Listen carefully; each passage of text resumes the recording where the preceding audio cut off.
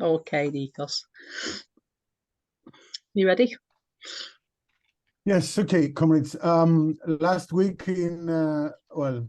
almost last week in Athens, there was a very important victory of the anti-fascist movement.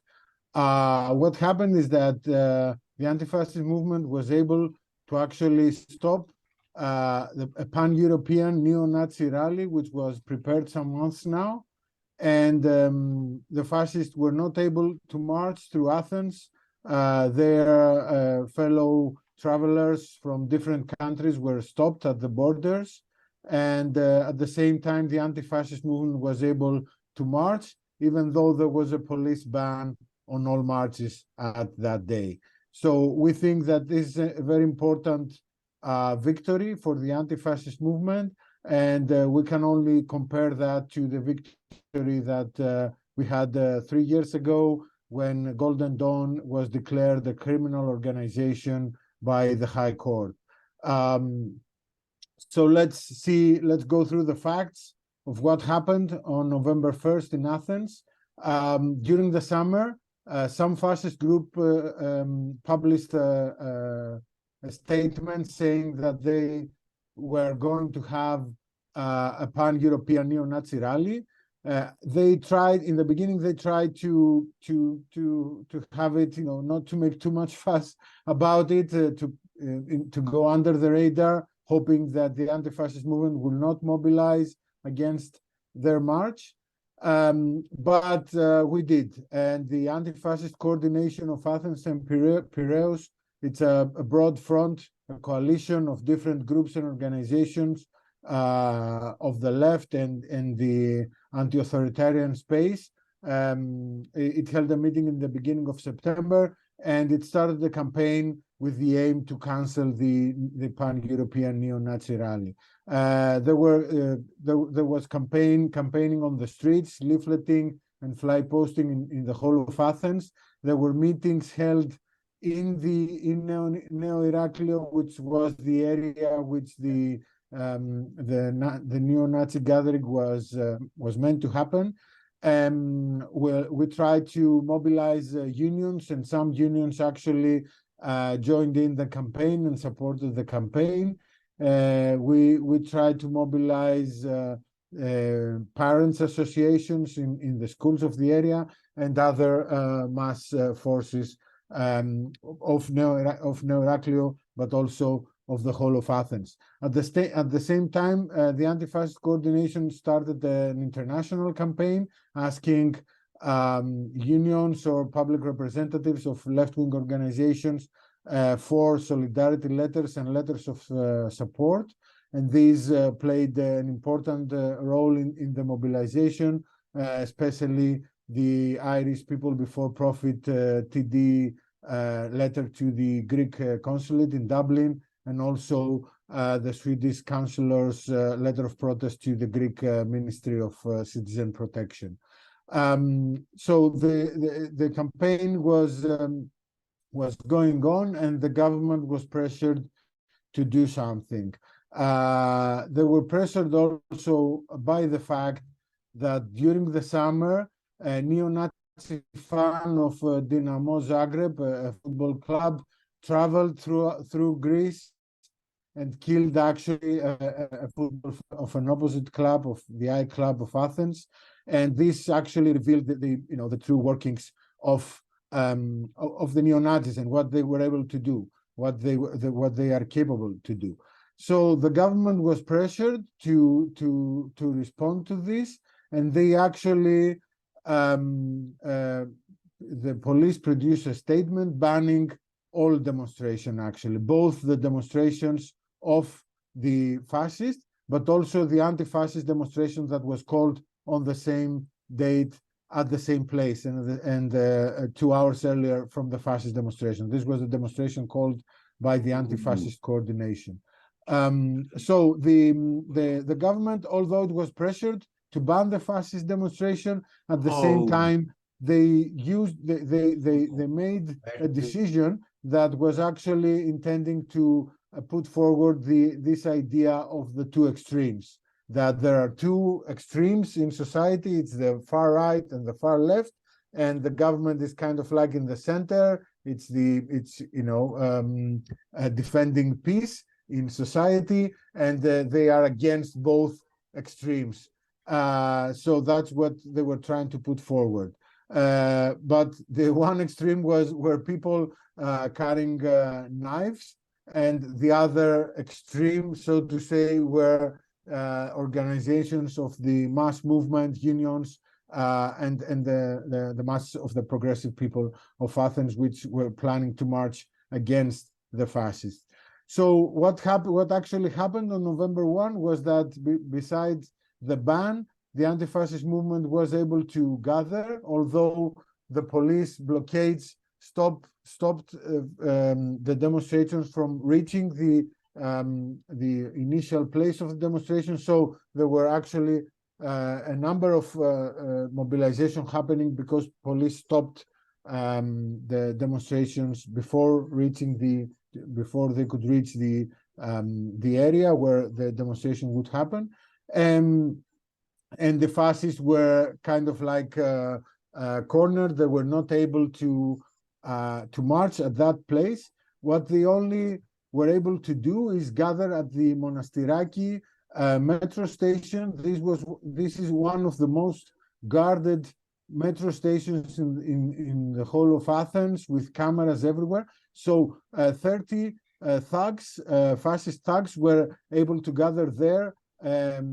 Of course, they in order to do that, they would have to have some cover by at least some police forces, and they attacked a train when it arrived at the station, a train which had anti-fascists which were returning from the anti-fascist demonstration. And they also posted a video from this attack saying that they calling to burn them, to burn the anti-fascists. So this is what happened November 1. The important thing was that actually, even though the fascists got a very big, well, not the fascists, the far-right parties got, some of them being, pro-fascist, but other more moderate far-right, they were able to get 14% in the recent elections. Even though they got this very big percent, they were not able to mobilize, and they were not able to do their march. At the same time, the anti-fascist movement, although being supported by a number of mainly by a number of revolutionary organizations, was able to hold big demonstrations. So I think the important thing there was that the anti-fascist movement had the reflexes in order to campaign, to publicly and in time campaign against the neo-Nazi march, and also that the way the anti-fascist movement was working, the way of the united front of trying to unite all anti-fascist forces under one banner to give the same struggle to cancel the neo-Nazi rally was very important factor. At the same time, we could see there that the balance of forces, even though electorally far-right groups make important gains, the balance of forces on the ground, from, if you count people that are mobilized on the anti-fascist front and people that fascists are able to mobilize, is of course in favor of the anti-fascist movement. Of course, this does not mean that fascism is over. In no way we could say that. Fascists are trying to regroup, even after the Golden Dawn being declared a criminal organization, which was a big blow to them. They are now trying again to regroup, and of course they are really dangerous. And they are dangerous because they make important attacks, violent attacks to anti-fascists, and they are trying to get support from a layer of people that are delusioned by the current state of society. And this is also a general trend. So, we shouldn't speak only about Greece, but about what is happening worldwide. It's a general trend. There is, someone could say that, before, in the previous financial crisis of 06, 07, or 08, the trend was towards left-wing parties like Syriza, like Podemos, or other left formations. Then it was Corbyn and Sanders, which gained traction. But now we see that after this crisis, there is, the far right has kind of like it seems that they have they gain traction in society. They have achieved important electoral results in different countries, and in some important countries. Of course, we had the Trump administration, Bolsonaro, and other far-right leaders, but also there is a rise of more radical far-right groups, either neo-Nazi groups, and we had an important increase in attacks in Germany, for example. In the USA, we have an important rise in the number of neo-Nazi groups and their activity. And we have this phenomenon that while the kind of like more moderate far right becomes, moves to the center in order to get into government, then more the far right of the far right emerges strengthened. We saw that in Italy with the participation of Salvini in the Mario Draghi government, and then the Brothers of Italy coming strengthened out of that as they appeared more radical. And this is something we could see in different countries unfolding. Now, the main problem on how to counter the far right is actually who stands against them, because in most countries, at least in the central electoral level, what appears opposite to the far right is the bourgeois liberals, who of course cannot be considered someone who can counter this trend of the rise of the far right, because they are the ones who are implementing policies of austerity, who are implementing policies against the working class, who are actually to blame in the first place for the rise of the far right. So they cannot be considered the people who would give this struggle.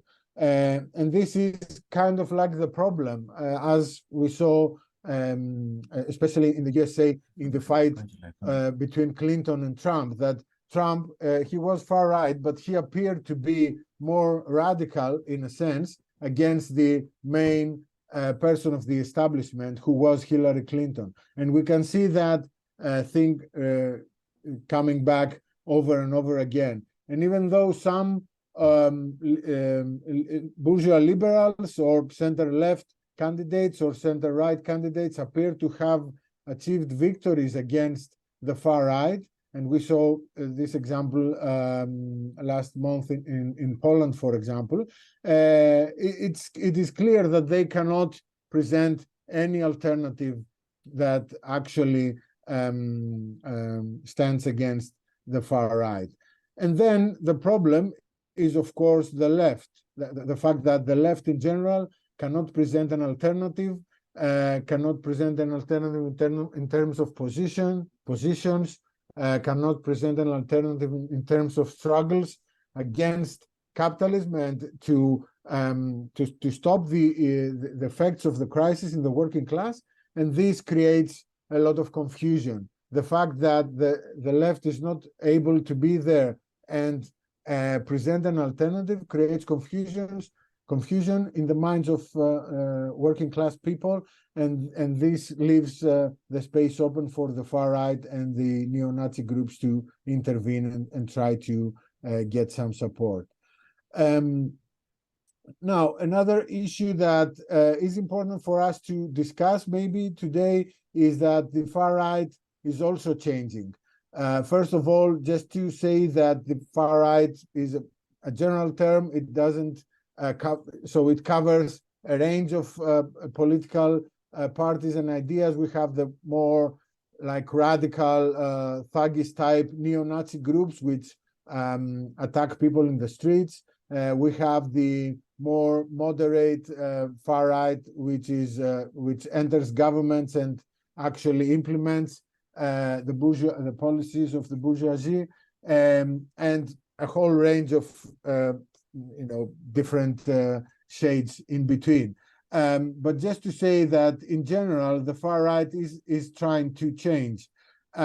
Just to give the example of this kind of like movement that appeared in France some years ago, which was called Generation Identity.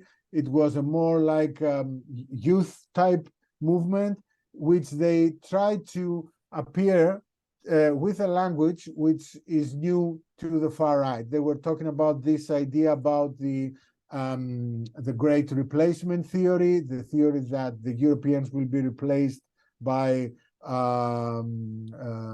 people from Africa and Asia. They even said, I was listening to a statement by this guy who invented this great replacement theory, which said that the Africans are colonizing Europe in a way that Europeans never colonized Africa. So it's turning things just upside down. And they were also saying that we don't want to deport any immigrants. We just want them to remigrate back to their countries.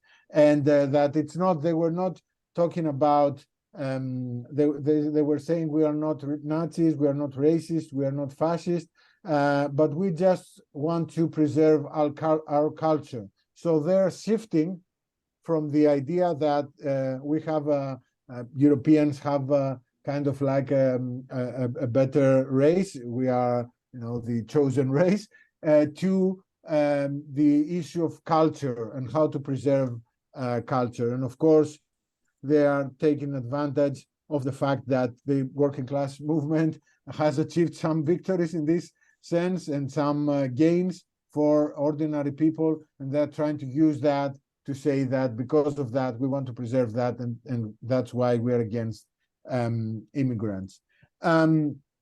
So this is something we see in far right parties and formations worldwide.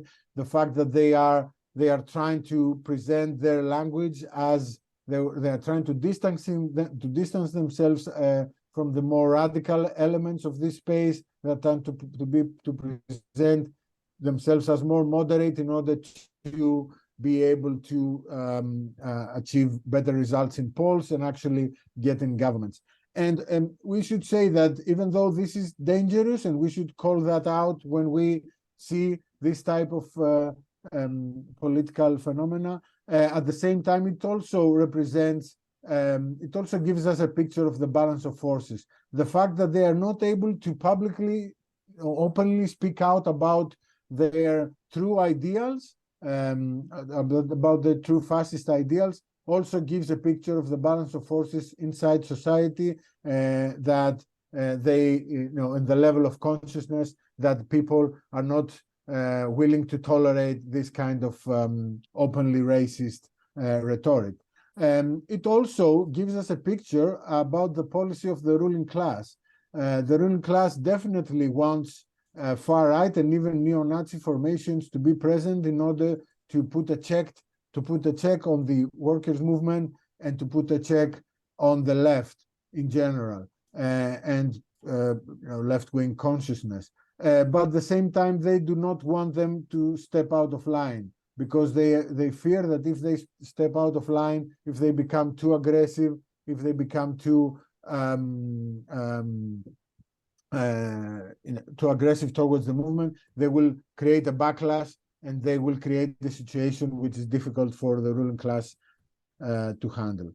And in that sense, the Golden Dawn trial send an important message to fascist parties worldwide, that if they step out of line, this will not be tolerated.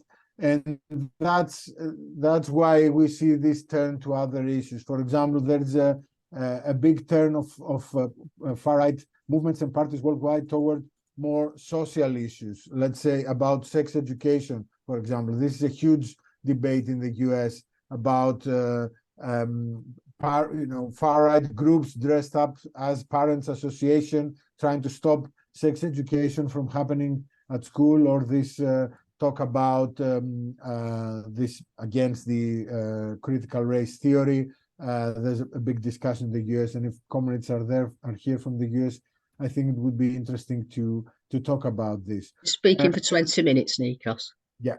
And the other turn they make is, of course, against the right to abortion, which is a central issue for the far right worldwide, and they are trying to present themselves as more kind of like caring towards fellow citizens, of course, in a very distorted way, as we know. They also use the fact that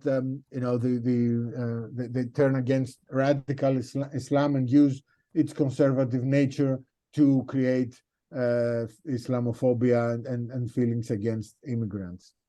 So to finish up, comrades, I think the anti-fascist struggle will be a very important feature of the struggle of the working class actually worldwide.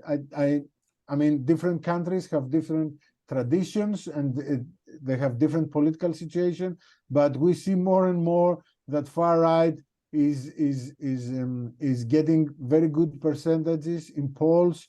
They're getting people on the ground, even in countries which until recently they had nothing. And I think the best example for this is Ireland, which didn't have a tradition of this kind of far right groups for, I don't know, they never had this kind of tradition. And now with the immigrants coming to Ireland and with the housing crisis, the far right was able to organize people, local people, make attacks against immigrants and left-wing people and so on and so forth. So I think the anti-fascist struggle will be a main feature actually in most countries. Of course, in different countries, it will take, the anti-fascist struggle will take different forms.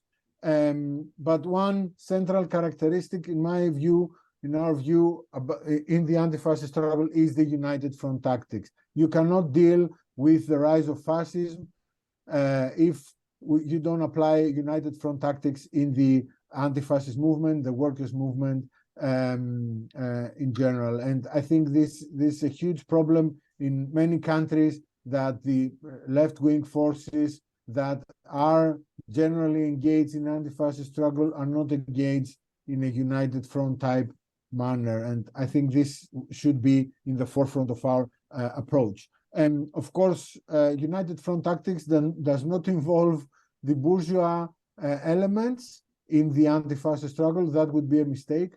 If we appear to identify giving an anti-fascist struggle with progressive, let's say, sections of the ruling class, that actually would identify us with the policies that led people to the far right in the first place, because people were led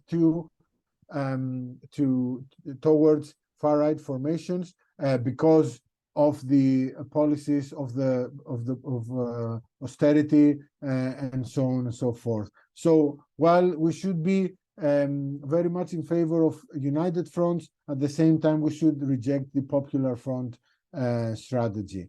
Of course, then there's the issue of how we deal with the this kind of like radical action against fascist groups, like confronting them on the streets, but I don't have time to take this up.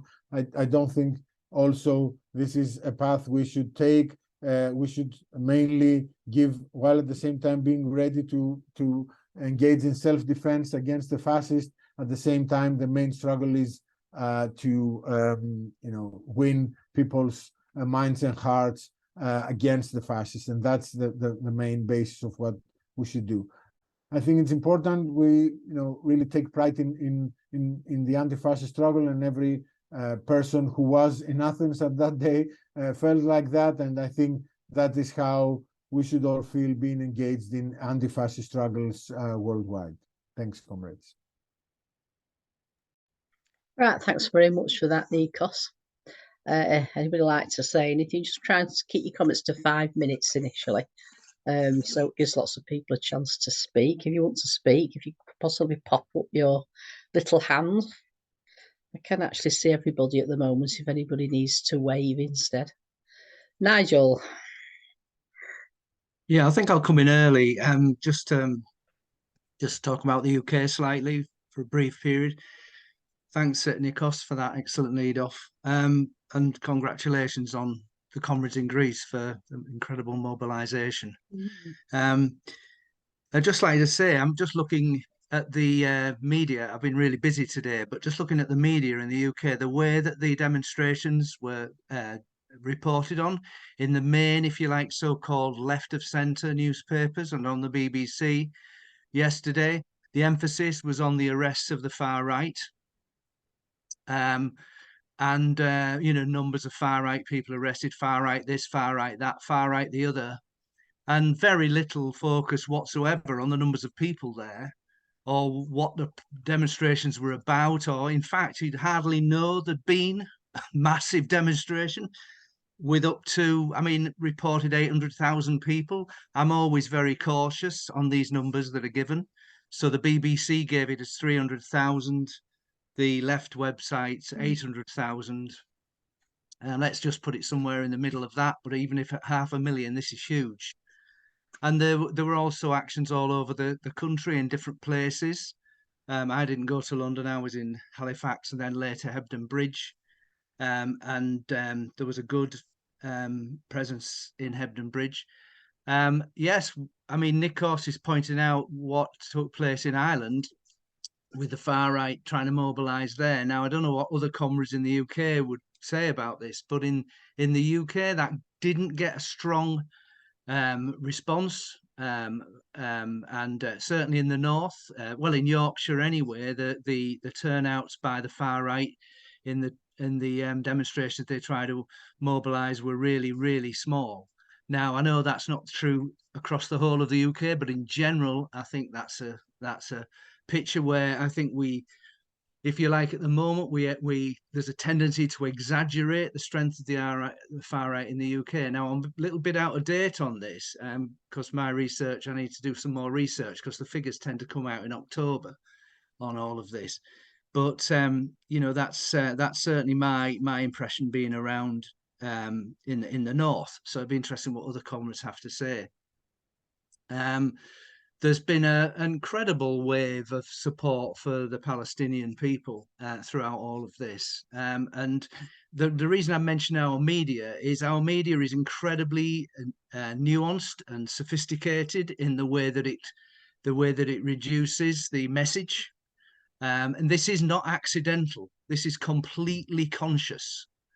These editors are very highly intelligent people with a kind of raison d'etre, if you like, to pull away at the truth and undermine the truth and undermine the message. When we've got far right Home Secretary Braverman, who's openly racist, really, in what she's saying, and can get away with it. She's even challenging the police and saying that the police the police favour the left. Kan jag få min lilla...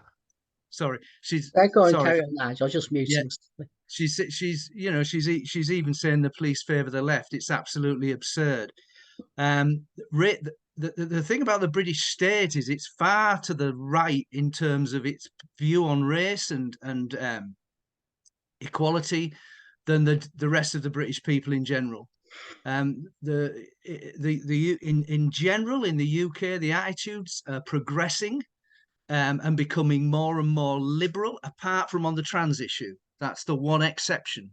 But I've looked at the figures very recently on that, and the general attitudes towards racial inclusiveness and all of those things are progressing and moving in the right direction consistently, and they have been doing for decades. So there's kind of good news and bad news around that. I was reminded about the middle classes as well, and their power and their position when I noticed the Casa Pound fascists were turned back at Athens airport. Casa Pound get the name from the poet Ezra Pound. And Ezra Pound was a fascist poet from the United States, but he'd based in Britain a lot and then went to Italy. And he did propaganda broadcasts for the Italians. But the whole, if you like, of the intellectual elite in the UK, including T.S. Eliot and other people right at the top of the intellectual centre, were very supportive of fascist ideology. And that's something that's been, you know, kind of airbrushed about out of history, apart from Pound is put up there as the one example. He's not the one example. And if you like, the elites are gathering their forces in the way that they did in the 1930s, in the present period. And what Nikos is saying about the way they will, if you like, try and control the far right. But they really want them to be there, so long as they play by their rule book. But you know, we've got a huge struggle here, because, you know, and I don't need to tell comrades, the narrative is and the propaganda from the British media is incredibly nuanced, clever, persuasive. You know, other countries could learn a lot from our media about the power of persuasion, but people are seeing through that. These demonstrations are huge, and people can see the truth. People can see beneath that, because this situation in Gaza is revealing it very, very, very clearly. I know that's going away a little bit, but we are talking about, you know, the consciousness here, and maybe a lifting consciousness. Thanks. Thanks, Nigel. Ian? Hi, thanks. I won't repeat everything Nigel said about the situation in Britain with our own far-right Home Secretary, which I think put very well. I was on the demo myself in London that she tried and failed to ban yesterday. And I think it would have been about at least 800,000. I've been on demos in the lower hundreds of thousands before, and it was kind of qualitatively different from that. The wave after wave of people that was helping to leaflet at a certain point, for example, when it seemed already nearer the end, but then there was hour and hour of people still to come. The fact that seemed to change the atmosphere even of places like King's Cross Station, where I was rushing back to get back to Scotland on the last train, and was miles away from the route. So I think 800,000 is probably somewhere in the middle between the risible 300,000 claim from the police, and some left groups were putting it at 1 million or even 1.5 million. And as I say, who knows? It might have been 1 million or more. But anyway, I'd like to ask Nikos about the situation in Greece. I apologise. I thought I'd got round this, but I did go on the wrong link at first, so I missed the very start of the lead off. At the end, I heard Nikos refer back to the feeling in Athens. I take it that means the day that Golden Dawn was banned at the trial. But also at a certain point in the speech, the only point that I felt I might disagree with, when you were saying about how the trial of Golden Dawn was a sort of ruling class disciplining of the fascists, and maybe I might have missed more of what you were saying about that at the start, but I don't think that was really what they were trying to do. I think it was driven a lot more from below. I followed a lot of a lot of stuff on from Kevin Ovenden, who thinks connected to Antarcia in Greece. I knew him from the SWP and Respect in Britain. And he's done a lot of excellent commentary on the whole situation in Greece, but was also involved in, I think, a lot of the practical work on the trial. And it was private prosecution, not a state prosecution, by victims of Golden Dawn violence. It wasn't trying to ban it on any kind of amorphous grounds of extremism that could also be used against left-wing revolutionaries, but because of the actual fascist structure of the Golden Dawn organization, where the leaders, the MPs, were part of a classically fascist formation with its battalion squads that committed murderous violence. So it was a criminal organization in that way.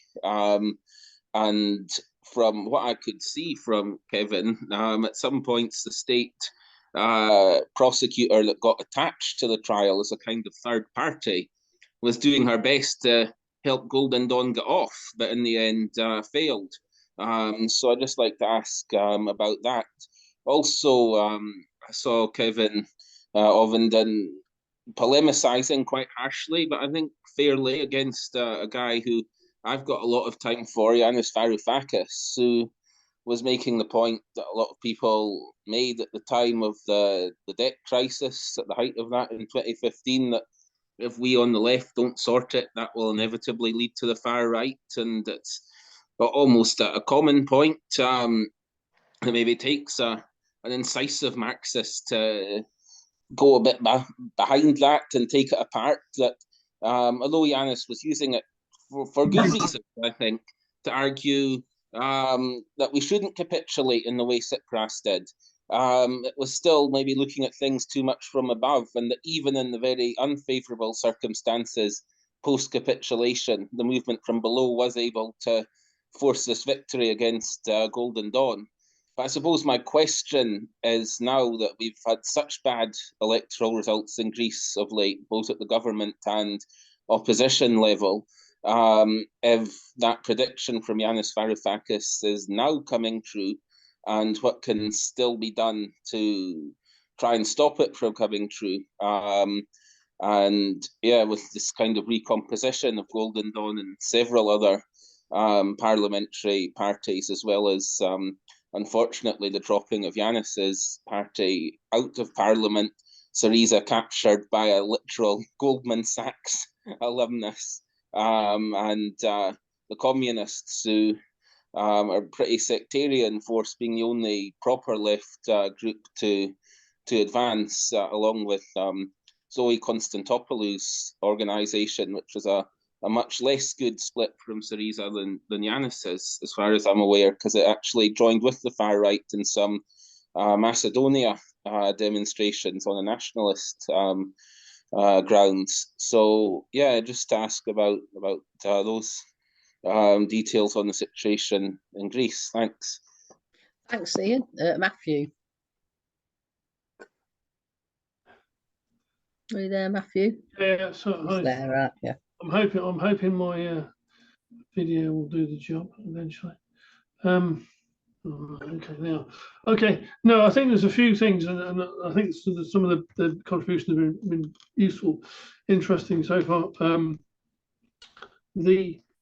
We're now seeing actually, in this country certainly, and in parallel with the US, of course, and Trump, is the use of fascists by existing organizations, movement to the far right. We see obviously Trump summoning the fascists onto the street, particularly obviously in the attempted coup 2021, which was really very close to succeeding, given the fact that what isn't coming out in the current trials, of course, is how much that penetrated into the state machine. The fact that the Pentagon, of course, staffed by Trump loyalists, refused to send any assistance to Congress, to the buildings of Congress, for over 3 hours, under conditions in which it was invaded by fairly reasonably heavily armed fascists seeking to kill people.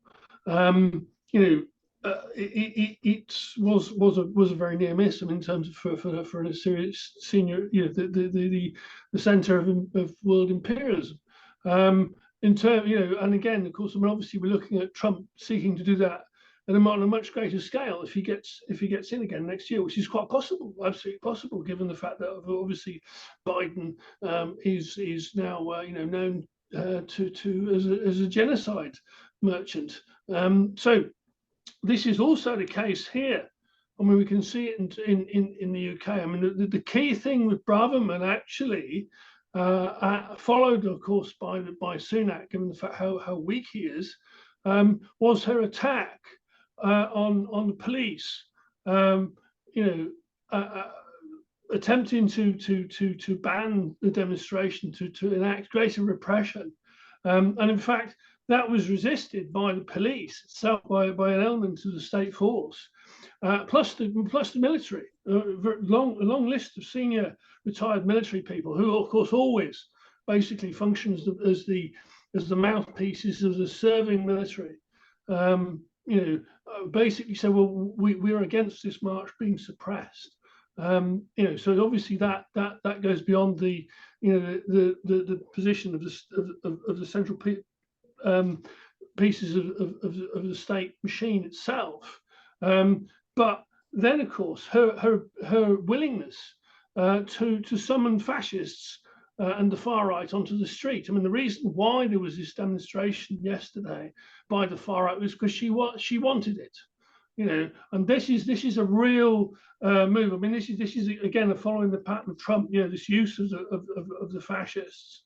And by somebody who clearly is aiming to be the leader of the Tory party once Sunak has been disposed of, which is a matter of detail now. I mean, he's basically done. So the question will be, okay, does this far right force, which is willing to use fascists, and that's a real departure. Becomes leads the Tory party or not, or does it form something else? So you've got this section of people going off into that. At the same time, obviously, you've got a situation in which the fascists themselves are relatively split. I mean, here, they're still fractioned all over the place, and they continually have splits. They can't really. I mean, they don't really have a point of attraction. The old style, of course, is racism, and the thing is, racism only plays to a very limited minority now. It's very difficult under conditions in which the society is relatively well integrated to peddle, straightforward, outright racism. It's now going towards things like conspiracy theories, QAnon, towards particularly obviously stuff that can be peddled through the internet, anti-vax, stuff like this, campaign against various local government measures and so on, 15-minute city and all this sort of thing. So in those terms, they're still searching around essentially for a means of attracting people. So what you get, it's a situation, say today, I've just been on the demo here, which has now been running for weekly or more for the last 9 months outside one of the refugee hotels. It's crazy. Basically stood in the field with a load of nutcases, opposite a load of nutcases for some hours, every week. And it's that sort of minor thing, and that of course you can see, this is the issue for them, is actually they can't get a purchase, in those terms. But the point, the thing is, obviously, what you're seeing is as the system itself collapses, the elements of the far right within it, like Braverman, like Trump, and all these people are willing to then use those forces in effort as essentially as they want to use fascist forces, obviously, as a battering ram against the left and as a means of suppression. But of course, obviously, that the problem for them, of course, is the fascist forces have a far different agenda than them, and who's using who. So, in those terms, it's going to get rather interesting, I suspect, in the next period. Thanks. Thanks, Matthew. Dave Hill. Yeah, interesting indeed. We live in astonishing times. Those of us, I think, as everybody in this audience, nearly, those of us who have lived through many decades of politics. The astonishing times are the pressure on capital, capital accumulation, mass immiseration, mass impoverishment. That's the astonishing times. I want to make a couple of points and then ask a question of Nikos. First point is, I don't know if Nikos would disagree with this, but over like 50 years of anti-fascist street activism, I've always believed that, well, Trotsky's phrase really, if you cannot convince a fascist of your arguments, then acquaint his head with the pavement. I've always believed that you should not let fascists have any space on the streets, that wherever they gather, they must be outnumbered. Wherever they leaflet, they must be out-leafleted. And I was tremendously heartened by Nikos's and stuff I've read previously about the 1st of November events in Athens. So that was, yeah. That's the one point. I'm not engaging in squadism. I'm not talking about going and seeking them out. I'm just saying that where they are allowed to gather, then they become the brown shirts, they become the black shirts, and they kill and they murder, and they would do that to us. Second point is about the media. I've got a slightly different take. I watched the Sky. I was on the march yesterday. And actually, the BBC that I read and the Sky News that I saw were very firmly saying that the disturbances were caused by the far right and that there were like 99 or whatever the number went up, 99 far rightists arrested and 2 from the main 300,000 or 800,000 strong demonstration. That's fairly unusual. A bit like the way Sky and BBC are now having to report Gaza, because these atrocities and the destruction is being shown online and on television in front of people's eyes. So I've got a slightly different take on that. And connected with that, I think Nikos made a comment about Golden Dawn. They were reined in by conservative forces. They may or may not have been. I mean, there's different books written about it. The point is that there comes a time when the conservatives are not going to rein in the fascist forces. And I don't just mean outliers like Suella Braverman, Priti Patel, but I mean as a class, you know, von Papen and the rise of the Nazis in Germany, handing power over them to stop the left. So I'm not so sanguine. I'm not so sure about the willingness of the bourgeoisie to rein in fascist forces. I think once they're under severe threat, then they will unleash those fascist forces. We saw that with Trump. Trump tried to unleash fascist forces, and it may happen to us unless we stop them in the streets. The final point, well, it's a question actually, and this is a bit of a nerdish question, and I could read about it, but I'll ask Nikos, which organizations, Nikos, were actually involved in the anti-fascist mobilization? Because we know that in Athens, the communists usually do their own thing and stand apart from all the other groups. I might have missed a bit of what you said. I'm assuming it was Syriza groups, some groups in Syriza, all of Antasia, perhaps. And I'm assuming also from my past experience in Greece that there was a heavy anarchist involvement as well. So that's my question. This united front, how was it organised and which groups were involved? Okay, thank you, comrades.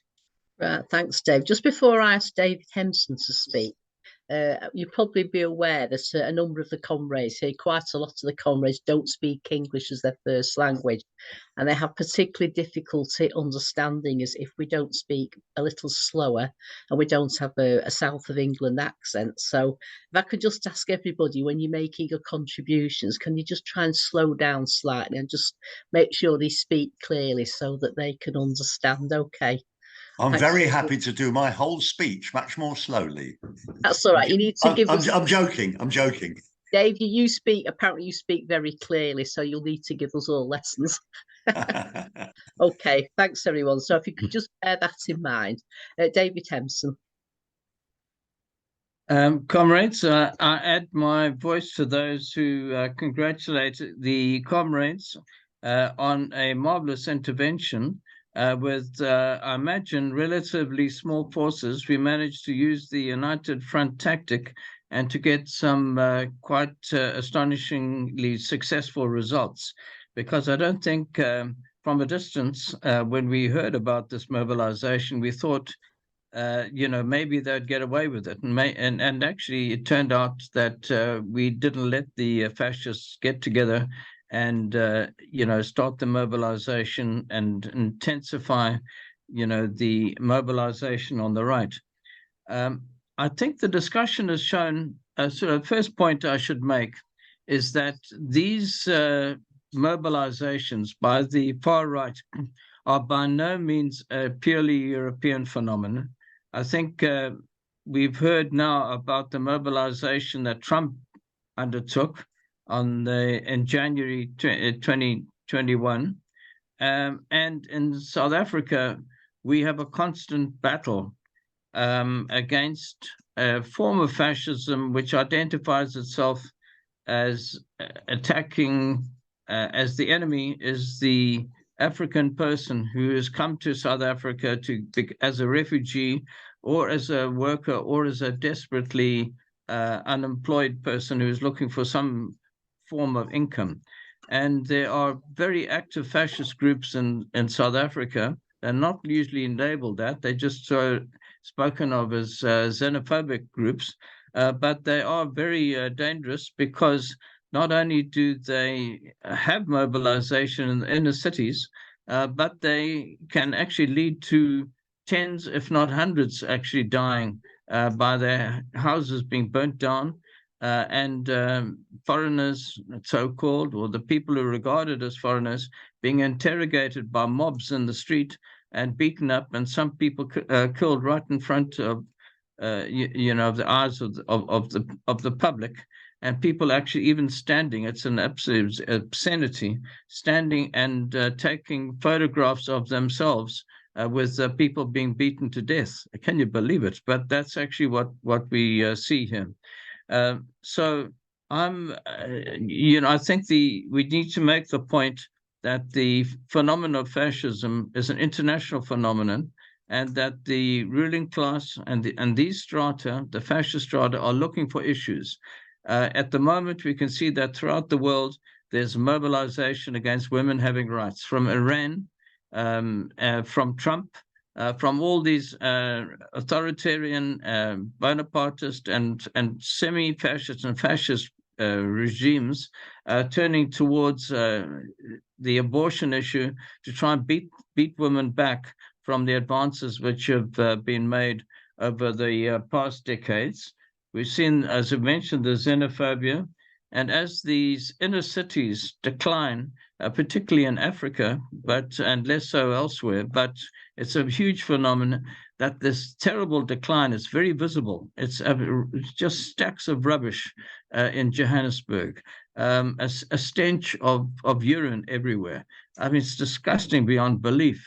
And then that is all blamed, on the foreigners. So it's very visible.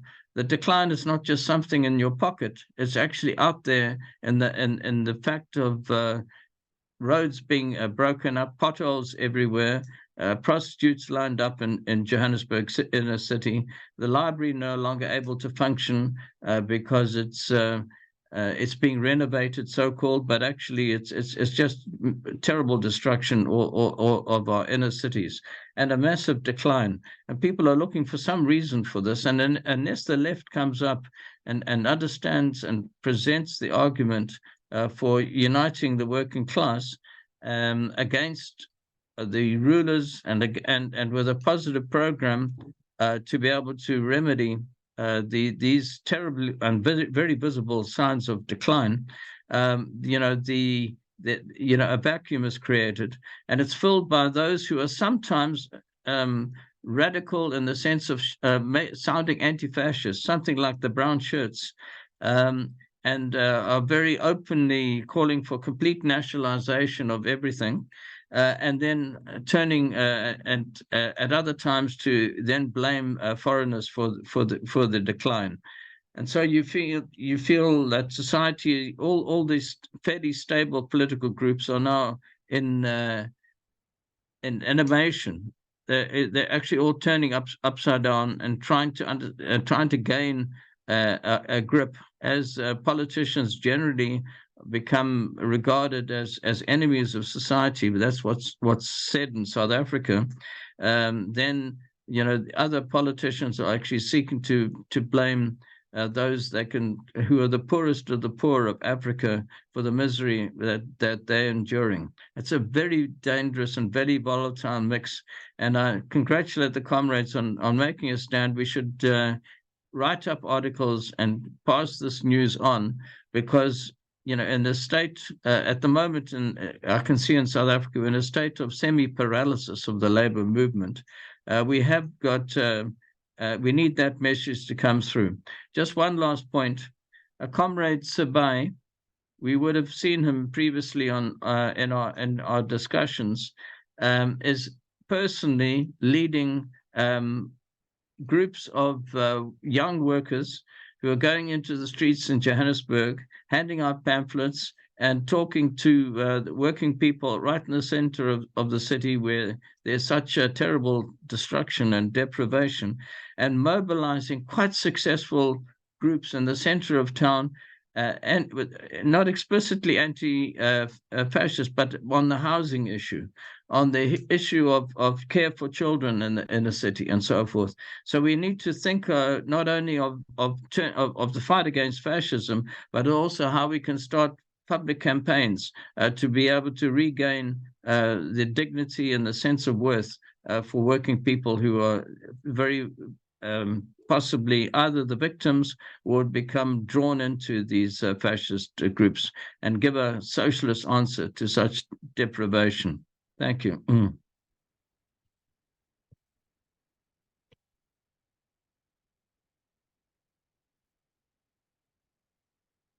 Sorry, I forgot to muted. Nigel has to leave the meeting at 5:30, and I think he just wanted to make another brief point. I know we're going out of order. Was there somebody else that said they had to go at 5:30 who might want to come in? Who was it? I'm sure somebody else said it. No. Did you want to make your point very quickly, Nigel, before we carry on? Yeah, it was just to come back on what Dave said about the media. The point I was making, Dave, was that they took us away from the main event towards the fascists, and then talked up what the fascists were doing rather than concentrating on the main event. That was the point I was trying to make. And that's a habit. That's what they do. That's what they do. And that's how they undermine, the big issue, if you like. Thanks, Dave. Okay, thanks, Nigel, for that clarification. Right, so as nobody else that has to leave at 5:30 has indicated, Jimmy, could you come in next, please? I just wanted to bring in some comments about the situation in Ireland. Fascism is not anything new in Ireland. In the 30s, there was quite a serious force calling itself fascist. Ireland had a civil war in the 20s, and the government who won that civil war was a fairly right-wing government, right-wing conservative in economics and social policy.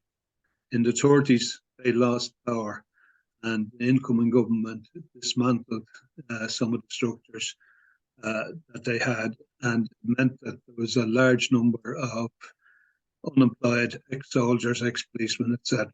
The main forces remained intact, but there were individuals. These were capitalised on by one individual, a guy called O'Neill, sorry. And he was he strutted around the country wearing a blue shirt and built an organisation called the Blue Shirts. They sent a number of people to fight for Franco. But the response of the government at the time was to introduce containment legislation, and effectively it worked. And the fascists disintegrated as a mobile or as a physical force. After the war, the remnant of them went into the creation of what was the current Fine Gael party, which has been a government in opposition for the last 50 years. They were a component part of it, but they were really absorbed and their history left behind as parliamentary politics took over. So for the last 30, 40 years, it's been fairly dormant there. That blue shirt was a term of abuse, but not really a reality. In the last couple of years, and particularly since COVID, there has been public manifestations that could be called fascist. And again, a lot of it was done by individuals portraying themselves as victims of the COVID restrictions, of challenging courts, challenging through the courts the restrictions, trying to become martyrs. And generally, they didn't get too much of an echo. They were generally seen as mainly middle-class fools, and nobody took them really seriously. But in the last year or two, there has been a change in it. That they have still kept up a campaign based on the COVID issue, but it's now manifesting itself as attacks on the drug companies, the profits that the drug companies gained from the supply of drugs at their prices. And they're also attacking hospitals, putting pickets on hospitals, and not just attacking the administrators, but also protesting against the workers. In our local area, they put a picket on the hospital, and the response was that the hospital workers and people in the community came out and physically campaigned on the opposite side of the road to them and put a presence against them. But a week or so later, the fascists, and I'm using that term now because it is a proper identity of them, they went into the working class estates fairly close to me, put up massive poster campaigns along the motorway, demonstrating their presence, and also attacking public meetings called by local left politicians and disrupting the meetings and claiming them to be victories. The usual targets as well, transgender people. I don't know why they specifically target transgender people, but they're high on their list of grievances. The immigrants, again, like all the obvious targets are there in their propaganda. They have a lot of presence on social media, but again, it's possible to run massive campaigns on social media with very little resources. But the presence of the poster campaigns are expensive.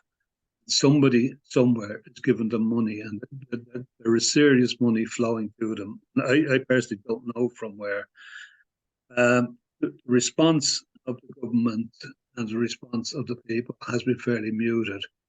They took a campaign into another working class estate, and they systematically organised demonstrations outside a police station, which brought a violent element in to them, who were more or less the local hooligans in the community. But again, the bottom line is that it's a phenomenon that doesn't have a national presence. It's been totally exaggerated. The Antifascist watch group estimates only 20 to 30 hardcore members. Other people represent or indicate that there's about 200 to 300 peripheral members. But they are very good presenting their image on the issues. Now, as well as attacking the left in general, and attacking individuals like our local PD, Paul Murphy, his home was subject to abusive demonstrations. And the interesting thing is that they have started to target people in Sinn Féin as well. Now, with Irish history, targeting Sinn Féin is a dodgy thing because Sinn Féin has elements in it, to be quite honest, won't be too pleased and have a history and have resources to protect themselves. So it's a bit of a risky game they're playing there. But the main opposition politically seems to be coming from Socialist Party and People Before Profit, particularly the People Before Profit groupings. Now, it's in some senses it's often it's a backhanded thing that the people who are representing the left groups finish up sometimes being demonized within the media as being legitimate targets and being legitimate freaks. It's nothing unusual about that. But the real tragedy is that the most recent, and it's probably the one that the British comrades will have seen most of, was the demonstrations in Dublin where they put pickets on government buildings and they intimidated workers coming and going from the likes of the National Library, which is beside it. They erected mock gallows with individuals from right across the political spectrum represented as people that deserve to be executed.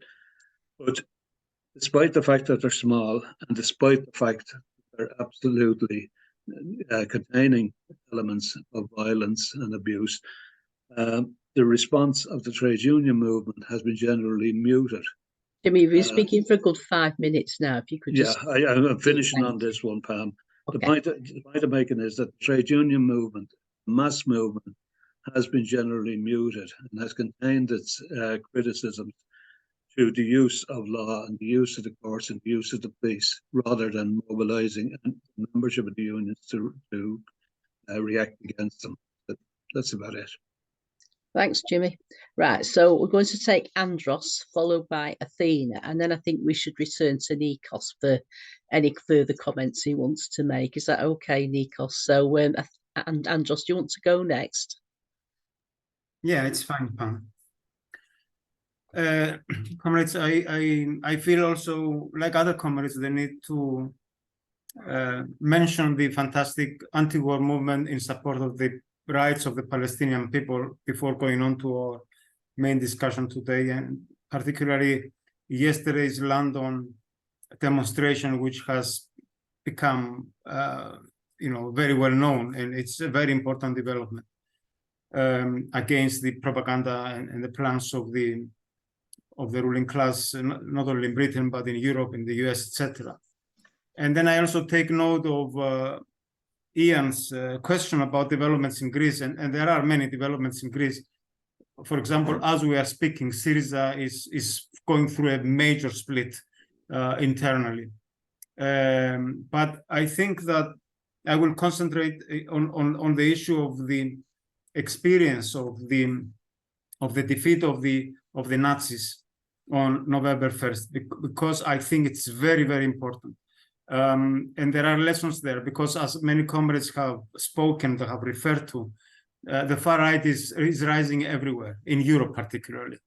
But this was not a far right gathering, it was a Nazi gathering, and it was an all-European Nazi gathering.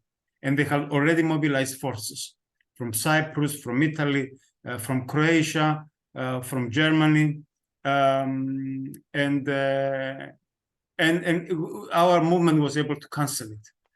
The fascists, based on the historical experience, but also on the recent experience in Greece with Golden Dawn,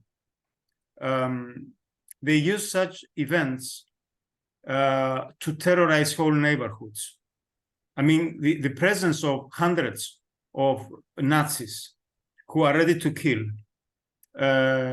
This happened a couple of months ago when Croatian fascists came to Athens for a football match, and they attacked and they killed one person and they injured many others. So hundreds of fascists in one neighborhood, they terrorize the neighborhood, and then they create such conditions that nobody can enter those neighborhoods. This was our experience in Greece, in Athens, in the previous period, when they made some areas their strongholds, and it was really impossible even for mass parties of the left to enter there. They were physically attacked. This ended with 2013 when they murdered the artist, the singer Pavlos Fyssas, and then I think most comrades know the story. So the fact that we were able to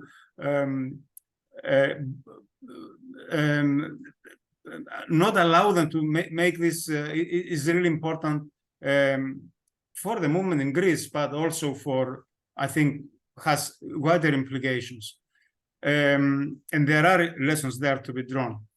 The force which was the catalyst was the anti-fascist coordination. And I want to say a few things about it. There is no mass force in the anti-capitalist, in the anti-fascist coordination. There is one union only, is the Siemens Union. But all the rest are anti-capitalist organizations. Syriza is not present in the anti-fascist coordination, and Antarcia is not playing a major role. Some sections of Antarcia are in the anti-fascist coordination, but it's not an Antarcia formation, because in Greece there are many anti-capitalist groups outside Antarcia, as comrades may know. And it was not an easy task. It was not a rosy road. We were not at all certain about the outcome. And even on the day of November the 1st, when we were going to the banned anti-fascist demonstration, we expected that we would probably be arrested, beaten by the police, facing pepper spray, all of this together. This was what we were prepared for. So the fact that the fascists were not able to hold their rally, but the anti-fascists were able to hold the rally, despite being encircled by the police. And actually, about 2,000 anti-fascists mobilized for a banned demonstration. But the majority were stopped because they made the mistake of trying to march. And then it was easy for the police to the meeting place. And then it was easy for the police to stop them. But most of us were able to make it there on a kind of individual basis, or groups of 1, 2, 3 people. Now, saying this, the outcome was not at all certain, but also coordinating the anti-fascist coordination was not an easy task, because it was faced with very serious dilemmas. But in the end, what predominated was that we should hold the rally on the square where the fascists are calling the rally, because there's no other way to stop a fascist rally. You have to conquer the place that they are going to conquer. If we follow the advice of some of the lefts to have a public, to have a rally in the center of Athens, that could be a big rally, but it would allow the fascists to do their plans. So that was the decision that was taken through difficult discussions, because there are about a dozen organizations in the anti-fascist coordination, and you understand it's not easy to get agreement. There are no serious anarchist forces in the anti-capitalist, in the anti-fascist coordination, but the anti-fascist coordination collaborates with anarchist groups, that they are quite sizable in Greece. But there was a difference in tactics. The anti-fascist coordination was oriented to the mobilization of mass movements and the creation of a mass movement. The anarchists were oriented, and they spent all their discussions and in their aggregates and meetings about guerrilla tactics and how to face the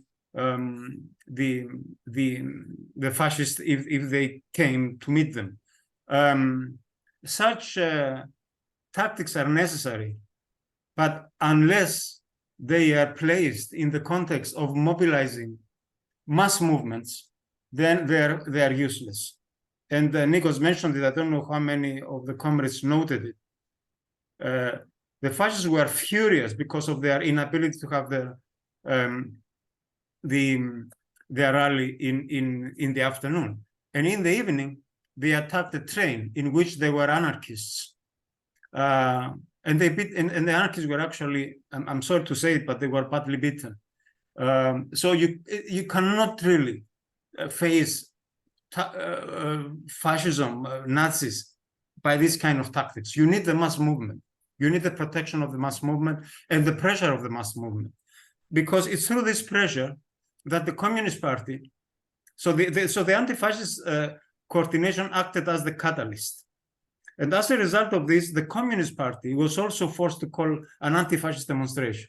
Now, why is this very important? Because it's the first time in the history of the Communist Party, Kukuē, that they called a demonstration aiming at cancelling a fascist demonstration. They have Andros, you have been speaking for a good 5 minutes, just to let you know. Okay. Okay. So just finish off, yeah. Yeah.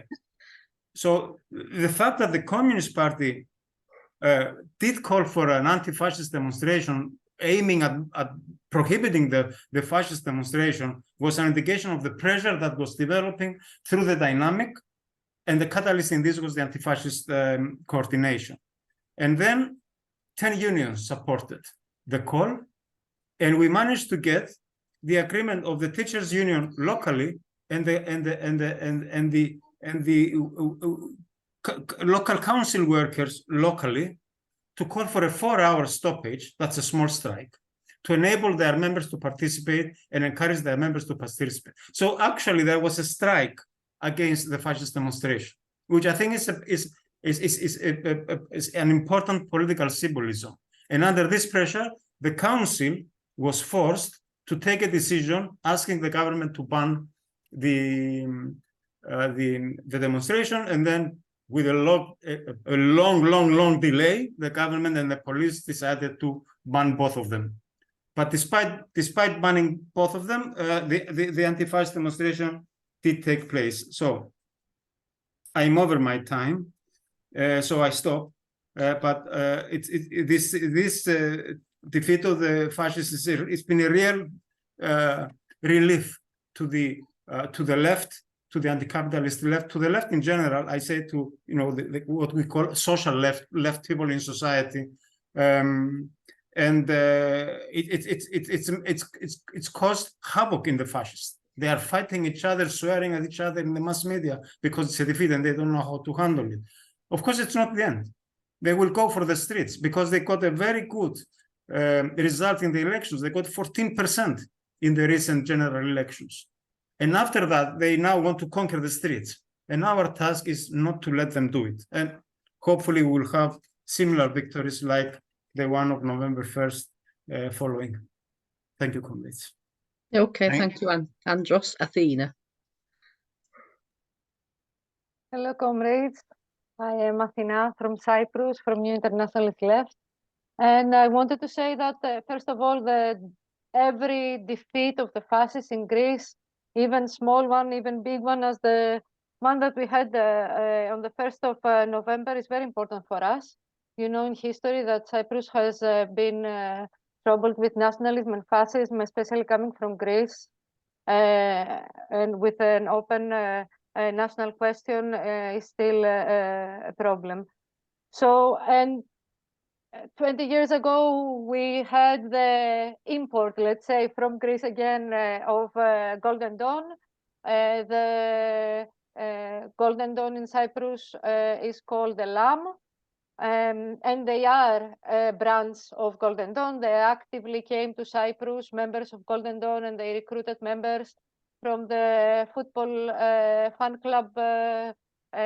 clubs, and from the schools, and they are now a sizable organization, which unfortunately in the polls has become the third political party. But Elam was, and this is one point I want to make, because you mentioned that there are many ways of the far right and the Nazis to express themselves politically, and Elam actually, because they built their forces just after the murder of Fyssas in Greece, they came up and as a political force rather than street battalions, and as let's say they put their cravats and they went in the parliament, let's say, so they wanted to present a very civilized face. However, we expected that, and they did actually organize underground street battalions. With the first chance, they are not unwilling to use them. So in August and September this year, in Cyprus, we had 2 fascist pogroms organized in 2 areas, in Paphos and in Limassol. And actually, these attacks were organized by member of Elam and by the far-right faction of the ex-ruling ruling party, that DC, which is the traditional right-wing party. And they did that because I think that they were encouraged by the results of the elections last summer in Greece. And they thought that they can get away with it and nobody will react, because actually their rhetoric has been normalized, like in any country, with the rise as in any other country. However, the mass movement reacted, and it was the first time in history in Cyprus. In reality, not in history, sorry, in the recent history, because we had a strong anti-fascist movement in the past, in the 70s and so on. But the point, what was happening actually is that the left undermined, since the beginning of the development of Golden Dawn coming to Cyprus, of the creation of Elam, they undermined their importance and their forces and what they can do in society. But this time they didn't, they reacted, and we had mass protests all over Cyprus. And we had the expulsion of members from Elam that were proven to be involved in racist attacks. And now we are participating in a campaign to following the trial that is going on with the people that were arrested during the pogroms and demanding their condemnation. And comrades, we did also take part and try to organize some forces in order to protest the ban of the protests on the 1st of November. We were few and symbolic outside the Greek embassy,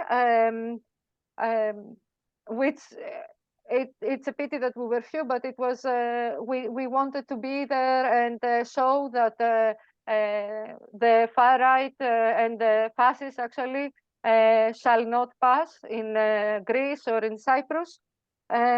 And we think that anti-fascism all over Europe has to be put in the center of the agenda of the left. We should learn from the mistakes, and we should be able not only to react, but also organize against fascists in the neighborhoods, in the workplaces, organize the mass forces that can become a stop to their action and to their development. Thank you, comrades. Okay, thank you, Athena. Right, I'm going to invite Nikos back in. If anybody else thinks they want to speak after Nikos, can they put their hand up now? And then depending how many people want to speak, I can then decide how long you will each have. Okay, so if you could just be sticking your hands up, because I do want to finish the meeting in 25 minutes. Okay, Nikos. Okay, comrade, just a few comments on the discussion so far. I mean, just to note some things that were said, I totally agree with David on the destruction that capitalism brings in different countries, which takes different forms. And this is the basis for the rise of the far right, combined with the crisis that the bourgeois politicians face, of different shades, and combined with the crisis of the left. And this, of course, leads to disorientation, mass layers of the population. They don't know what to believe. They certainly don't believe the ruling class. And they, that's why they turn away from their parties. But because the left has not been able to grow and present an alternative, they tend to fall in the traps of the far right. And, of course, in different countries, there are different issues. And of course, as I agree with Nigel, the media play an important role in this, because in their attempt to try to distract attention from the system, they're actually feeding into the far-right propaganda. And then, of course, the far-right groups come to take advantage of that. You know, just on the issue that Ian raised about the trial of Golden Dawn, some important questions. I'd just like to say that maybe I didn't make it clear that definitely the outcome of the trial was that the anti-fascist movement and all progressive people in society forced this outcome of the trial. And it was clear that a part of the ruling class, a part of the deep state, I think Ian mentioned that the DA's initial proposal is that they are not sentenced. Only the guy who killed Pavlos Fyssas would be sentenced. The fact that the Golden Dawn as a whole was sentenced to criminal organization was, in fact, the pressure of the anti-fascist movement. And this was the crucial factor. At the same time, though, we should say that ruling class is not one thing. There are different sections of the ruling class. There are also different considerations by sections of the ruling class. And I think that the killing of Pavlos Fyssas made a part of the ruling class say that, you know, this should be, you know, we should put a break to this. And just to, you know, a clarification that this was the state prosecuting the fascists. It was not personal, you know, cases of people. It was the state that actually prosecuted the fascists. Someone should say they had all these cases in the, you know, in the drawers of the police and of the judiciary system, and they didn't do anything before that, because most of those cases, except the killing of Pavlos Fyssas, were there before, but the state didn't do anything to catch the fascists and put them in jail. But the fact that the anti-fascist movement grew and there was an outcry in Greek society actually forced them to go in the trial, and then the pressure of the movement forced this outcome. But I made this point to say that also sections of the ruling class are, or at least the more far-sighted sections of the ruling class, also want to kind of have them in check. They don't want them unchecked because they have seen what happened with Hitler. They have seen what happened when the far right rises beyond their control. It bites their own hand, and then the situation gets totally out of control, and then it creates situations which in general turn against the system. So I think that we should also take that into consideration to have a fuller picture of how events unfolded in Greece, but also I think it's, you know, it's a lesson for worldwide.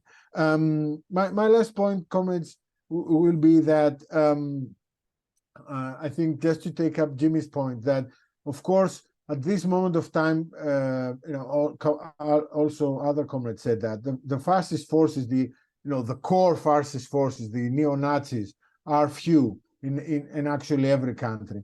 But this is the time when they are few. It's the best time to hit them. And you know, of course, we could acquaint their heads with the pavement, and this is part of the struggle. But at the same time, the main aspect of the struggle is the political struggle against their ideas. And part of this struggle is, and I agree with Jimmy on that, is to also present an alternative in order for the left and the anti-fascist movement to gain support in the most downtrodden neighborhoods in its country.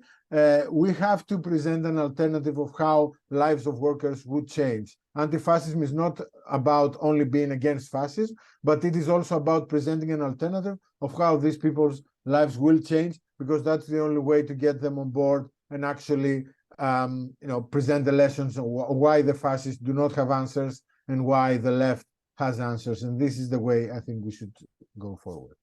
Thanks, comrades. Okay, thanks, Nikos. There's no hands gone up. Does anybody want to speak again who's spoken already? I did stop a few of you. Might have further points that you. Andros, well, I've got to go, yes. but I want to thank everyone for this meeting. In particular, the contributions of Nikos, and in particular the contribution of Andros as well. Yeah, so thank you, comrades, and see you another time. See you soon, Dave. Bye-bye. Bye. Right. So, shall we all echo that? Right. Is there anybody else, anybody like Ian or Andros want to come in again? I know there's one or two of you. I stopped you. You can come back now if you want. Roger, no.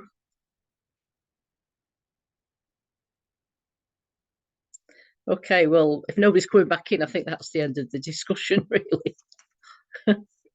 Okay. Yeah, there's definitely no hands going up. Okay, let's well, we always finish off with next week's meeting. I'm just going to see if I can raise David Hempson. David, are you within earshot?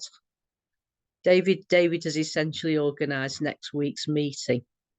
If he doesn't answer, I'll just have to tell you. So well, I'll start. David, you can come in if you can hear me. So next week we've got a meeting about the US motor workers strike. We've got Fred Hamler coming along, who I think is now a retired trade unionist, but he will speak on that. You know, essentially, comrades may know that there's been a huge motor worker strike in America that's brought 50% of the trade to a halt. There's been an increase in trade unions, particularly amongst unorganised workers. So the purpose of the meeting will be, you know, to just assess this. Is this going to lead to an upsurge in trade unionism in the United States, and what will happen? So that is the same time next week. Really, we've not got David, so I hope that's an adequate explanation. Okay, any further points anybody wants to make or not? No? Okay, well, thank you, Nikos, for your excellent presentation. It's been really good. Thank you for everybody Okay, thank you everybody for coming to the meeting, and thanks for your contributions. And a notice will go out midweek about next week's meeting with further details. So we'll see you then. Bye for now. Bye, comrades. Thank Bye-bye. you. Bye, comrades. Bye. Bye, comrades.